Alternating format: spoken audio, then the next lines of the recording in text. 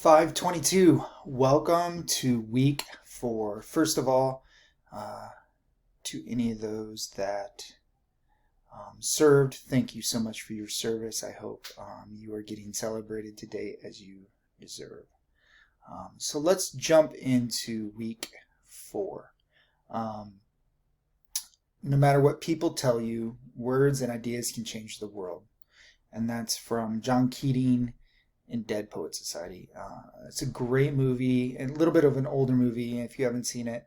I'm probably dating myself, but just a phenomenal idea of the power of an educator. And so it's definitely got some dark parts to it, but if you have not seen it, I highly recommend it. And if you don't believe that as an educator, that your words and ideas can change the world, I don't know if you should be in education. Our words have meaning and power for sure. But let's jump into week 4. First of all, quick thoughts. The discussion posts are really robust. I would say be sure to get all your responses in, and those responses can't just be a couple sentences. They have to have depth to them and further the conversation. So make sure that your posts and your responses are doing that. And really the Tinkercad files, it was really fun to see all the designs you did and how different people had different thoughts. Some of you obviously have been doing things like this before, and some of you it's brand new to. Everybody met the intent of the assignment of learning how to think in 3D and designing in 3D. Though I know some of us that will never be one of our strengths, and that's okay. We have a lot of things to look at, quite a few lists this week on emerging technology, and those lists are a little bit old, 2017, 2018, but the idea is still there. And though technology changes fast, the idea of emerging technology for tech tools for education maybe doesn't move as fast as we think. But emerging technology, it's always changing, it's always evolving. It's definitely the idea of emerging technology is now commonplace, and just what it refers to is definitely changing. So how many of the EdTech trends in 2017-18 are now commonplace? So when you read through those articles, think about which of those in 17-18 seemed brand new and just kind of way out there, and how many of them are normal now. And so let me go through those articles real quick. And always a reminder that you can look at week 4 in the week area, and it has all the same information and all the same links. So if that's how, once again, your brain works better, that's fine. It's the same information in this discussion post. So I always like to reemphasize that. So let's go through real quickly the articles. They're all web articles, so 7 trends to look for. And know that this article, when you scroll down, there's pages. So you do have to tab through the pages and look at the different ones. So, this talks about immersive learning, digital course materials. Obviously, the pandemic has changed some of these greatly, and that's okay.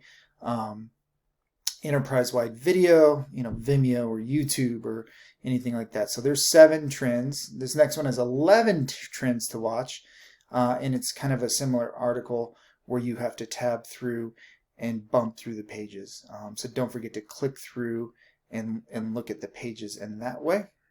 Close that one. This one is 4 trends, so learning analytics, VR in the classroom, STEAM, digital citizenship, and there's no pagination there. And so that's definitely shorter. And then this video is a required video. This is from Q 2013, fall Q 2013, and Dr. Ramsey is a professor within the Concordia family, and it's a great about 40-minute video on sparking student inquiry. And so that's a required watch, because that is going to be your discussion question. So in this week's required video, he suggests that teachers develop an EdTech mission statement as a way to view emerging tools through the lens of effective pedagogy. So it was recorded in 2013. Do you think that the mission statement still holds true? Explain and talk about that. If you could design your own EdTech mission statement, what would it be? And be specific. So think about it and actually give that for yourself.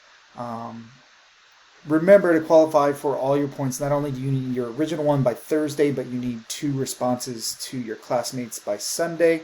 And they can't just be, short 1 or 2 sentences. You actually need to further that conversation, as I mentioned before. So there is a little bit more content this week. Like I said, the video is about 40 minutes. You should expect to spend between an hour and 2 hours on the content, just consuming that content for this week.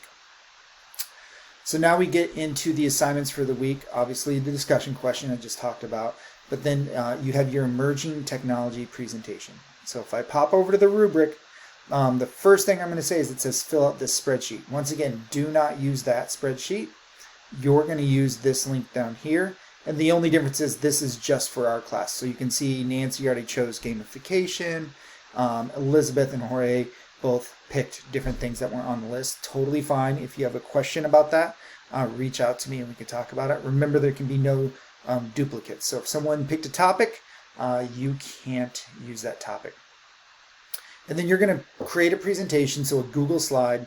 Here's what I recommend. Making it in Google Slide, put the link in the submission text, and then download those slides as a PDF and upload the PDF. You have to have a tangible document, a physical document uploaded to the submission board.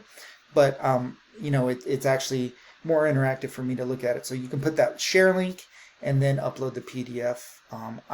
I highly recommend utilizing the notes section for your presentation, for what you would say if you were presenting. Don't try to put all that on every slide, because that's not a good presentation. Slides should have graphics or images or videos and main points. What you're going to speak to should be in the notes. If you want to use Screencastify or Screencast-O-Matic, and actually record and present your presentation, you can do that as well, and not only upload the PDF but submit the link to that video as well.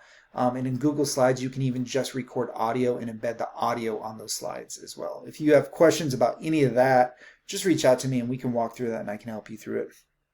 But the areas for the rubric for your 40-point assignment is an emerging technology topic, a media presentation. So once again, advanced presentation, appropriate use of multimedia tools, graphics, videos, animation, all the language on it, all the writing is clear, and any sources cited at the end of the project. You can actually just sort right in the notes, is totally fine as well. But at the end, if you want to slide with all your work cited, you can do that as well. So once again, that is the assignment for this week, and just want to reiterate, don't click on this link. It's going to be the link that's posted right here. And it's also in week 4. It's posted there as well. So that is your presentation for this week. There's lots of topics you can go through, or if you have something else you would like to do, you can do that as well. And then finally, looking forward to next week, you have 1 article, 2 discussion posts, and then feedback and questions on the presentation. So what this is your classmates are going to post the presentation to the discussion board, and you're going to give feedback on that. So respond to 2 or 3 classmates' presentations. So the presentation you're making for this week plays a role in a couple different assignments. So make sure you give it your best effort this week. So that is week 4. If you have any questions, please let me know. Just so you do know, all grades are updated. I finished grading all your assignments for week 3, so grades are up to date. If you have any questions, please reach out and have a great week.